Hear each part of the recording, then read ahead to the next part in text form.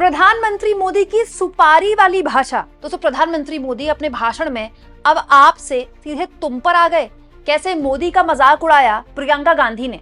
दोस्तों, क्या प्रधानमंत्री की शान में एक मंत्रालय और बना देना चाहिए और उस मंत्रालय का नाम होना चाहिए अपमान मंत्रालय। दोस्तों, प्रियंका गांधी ने आज बिहार में जनसभा को संबोधित किया। वहीं प्रधानमंत्री नरेंद्र मोदी भी जनसभा को संबोधित कर रहे थे। दोस्तों, इस बीच प्रियंका गांधी ने पीएम मोदी पर जबरदस्त तरीके से एक टोंट मारा। आप जानते हैं दोस्तों, पीएम मोदी किसी भी चुनाव में किसी न किसी के अपमान की बात ले आते हैं। कभी वो कहते हैं फलाने का अपमान कर दिया, कभी कहते हैं ढिमकाने का अपमान कर दिया, कभी कहते हैं मेरा अपमान कर दिया, कभी कहते हैं मेरी स्वर्गीय माता जी का अपमान कर दिया। मोदी जी का कोई भी चुनाव किसी न किसी के अपमान के बिना, के दावे के बिना नहीं जाता है। अब उसका राजनीतिक नफा नुकसान कितना होता है नहीं होता है वो तो अलग बात है, लेकिन आज प्रियंका गांधी ने ये बात पकड़ ली और उन्होंने कह दिया कि दरअसल एक काम कीजिए मोदी जी, आप एक मंत्रालय बना लीजिए, अपमान मंत्रालय, क्योंकि इसके बिना तो आपको कुछ आता नहीं।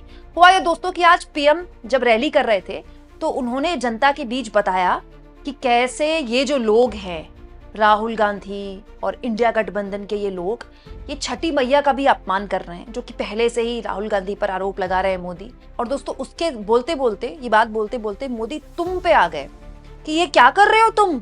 मतलब इस तरह की भाषा मोदी ने बोली है आज मंच से, जिसका जवाब दिया प्रियंका गांधी ने ये कहते हुए कि एक काम करते हैं, आपका एक मंत्रालय बना देते हैं, क्योंकि बात बात पे आपका अपमान आपको याद आ जाता है और जरा सा भी कुछ होगा तो हम अपमान मंत्रालय के पास चले जाएंगे। दोस्तों, कैसे प्रियंका ने नरेंद्र मोदी को दिया तीखा जवाब, सुनी। साथियों, कांग्रेस का शाही परिवार, आरजेडी का शाही परिवार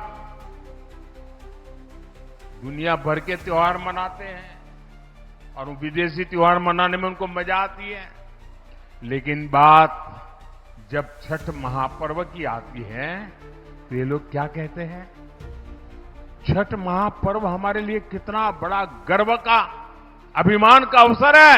ये कहते हैं ये छठ वाले तो ये सब ड्रामा कर रहे। ड्रामा क्या कह रहे हो तुम? गृह मंत्री जी, प्रधानमंत्री जी क्या बात करते हैं, हमेशा अतीत की बातें करते हैं कि भाई ये इसलिए बिगड़ा हुआ है क्योंकि जवाहरलाल नेहरू ने बिगाड़ा होगा। आज तुम्हारी गांव में टूटी से पानी इसलिए नहीं आ रहा है क्योंकि इंदिरा जी ने कुछ किया होगा। तुम्हारी सड़क की मरम्मत नहीं हो रही है क्योंकि जवाहरलाल नेहरू ने उस समय कुछ गलत कर दिया होगा। हमेशा अतीत की बातें करते हैं और हमेशा कहीं ना कहीं से किसी ना किसी का अपमान निकाल लेते हैं ताकि आपका ध्यान भटक जाए। कर्नाटका में चुनाव था, वहां गए, कहने लग गए कि कर्नाटका के लोगों का अपमान किया है विपक्ष ने। बंगाल गए तो बंगाल का अपमान। यहां बिहार आते हैं तो कहते हैं कि पूरे विपक्षी दल के सारे नेता बिहार की जनता का अपमान कर रहे हैं। तो मैं सोच रही थी इनका भाषण सुनते हुए कि मैं एक सुझाव देना चाहती हूं प्रधानमंत्री जी को, क्योंकि उनका समय जो है बहुत महत्वपूर्ण है इस देश के लिए। प्रधानमंत्री और गृह मंत्री जी का जो समय है वो काम करने में जाना चाहिए कि नहीं जाना चाहिए? जाना चाहिए। रोजगार दिलवाने में जाना चाहिए कि नहीं जाना चाहिए? बेरोजगार हो ना तुम, बेरोजगार हो ना, पढ़े लिखे भी होगे, पढ़े लिखे हो लेकिन बेरोजगार हो। तो प्रधानमंत्री जी का जो समय है वो रोजगार दिलवाने में, विकास लाने में, बड़े बड़े उद्योगों को लगवाने में लगना चाहिए। इसीलिए मेरा सुझाव ये है कि वो एक नया मंत्रालय बना दें और उसका नाम रखें अपमान मंत्रालय। क्यों? अच्छा सुझाव है पप्पू जी। एक अपमान मंत्रालय बना दें ताकि उनका समय व्यर्थ ना हो। वो बड़ी बड़ी सूचियां निकाल देते हैं कि हमें इसने गाली दी, उसने गाली दी, इसने हमारा अपमान किया।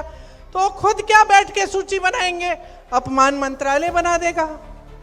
और जब आप अपनी नौकरी, अपने रोजगार के लिए धरना प्रदर्शन करोगे और उनको लगेगा कि देश का अपमान हो रहा है क्योंकि कोई सवाल उठा रहा है, तो अपमान मंत्रालय बुला ले आपको, है कि नहीं?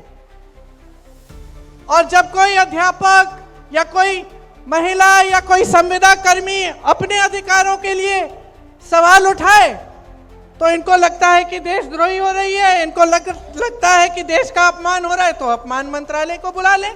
दोस्तों इसके अलावा पीएम ने आज रैली में ये भी कहा कि ये जो महागठबंधन के लोग हैं, इनके पास विदेशी त्योहार मनाने के लिए भी वक्त है, ये दुनिया भर में घूमते भी हैं, पता नहीं कहाँ कहाँ जाते हैं। अब पता नहीं किसके लिए बोल रहे थे मोदी जी, क्योंकि कोई कहीं भी जाता है तो मोदी जी के पास तो पूरी जानकारी होती होगी इसकी। लेकिन राहुल गांधी की हो सकता है विदेश यात्राओं को निशाने पर लेते हुए पीएम मोदी कह रहे थे कि पता नहीं कहाँ कहाँ जाते हैं, मैं तो सोशल मीडिया में देखता हूँ। इनके पास राम मंदिर जाने का वक्त नहीं है। तो ये एक तरीका था दोस्तों मोदी का, हमेशा आप जानते हैं धार्मिक ध्रुवीकरण के बिना पीएम मोदी या फिर उनकी पार्टी का कोई भी चुनाव पूरा नहीं होता है। और आज भी जिस तरह से पीएम मोदी बार बार राम मंदिर का जिक्र कर रहे थे कि ये लोग राम मंदिर नहीं जाते हैं, बाकी हर जगह जाते हैं, वो उसी की एक वानगी थी। लेकिन इस बीच प्रियंका गांधी हो या राहुल गांधी हो या फिर तेजस्वी यादव हो, लगातार वो मुद्दे पर टिके हुए हैं। दोस्तों आज तेजस्वी यादव ने अलग अलग जगहों में ताबड़तोड़ रैलियां की हैं, ताबड़तोड़, करीब 17 रैलियां केवल एक दिन में कर रहे हैं तेजस्वी यादव आज। इसके अलावा आज प्रियंका गांधी भी रैली भी कर रही हैं, रोड शो भी कर रही हैं। इसके साथ साथ दोस्तों मल्लिकार्जुन खड़गे भी, जिनका अभी एक बहुत क्रूशल सर्जरी हुई है, वो भी आज मैदान में उतर गए हैं। कैसे प्रियंका गांधी ने पीएम मोदी को आगे उनकी और नीतियों को निशाने पर लिया और इसके लिए उनकी आलोचना की, किस तरह से बिहार के मुद्दों पर वो बात नहीं करते हैं। फिर सुनिए। ये 10,000 रुपए जो आज दिए जा रहे हैं 20 सालों के लिए कहां थे? आपको 20 साल क्यों इंतजार करना पड़ा इसके लिए?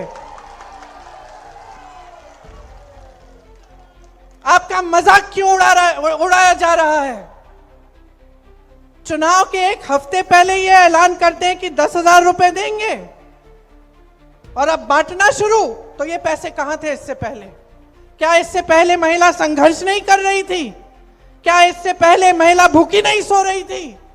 क्या इससे पहले महिलाओं पे अपराध नहीं हो रहा था? 20 सालों से आप सरकार में हैं, आज सूझा है आपको ये? इसका मतलब क्या है बहनों? समझ लो अच्छी तरह। आपकी कोई सहेली है जिसका पति पीता है? रोज घर आके मारता होगा।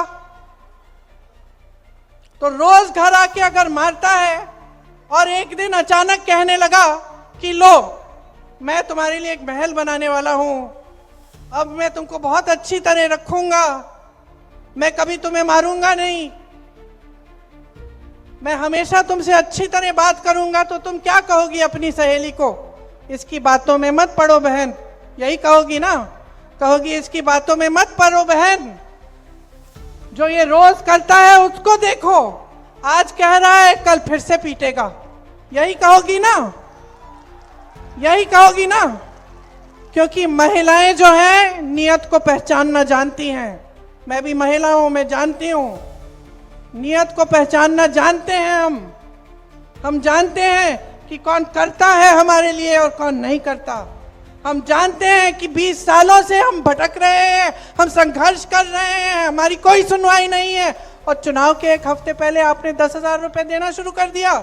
बहनों 10,000 रुपए ले लो, लेकिन अपना वोट मत दो।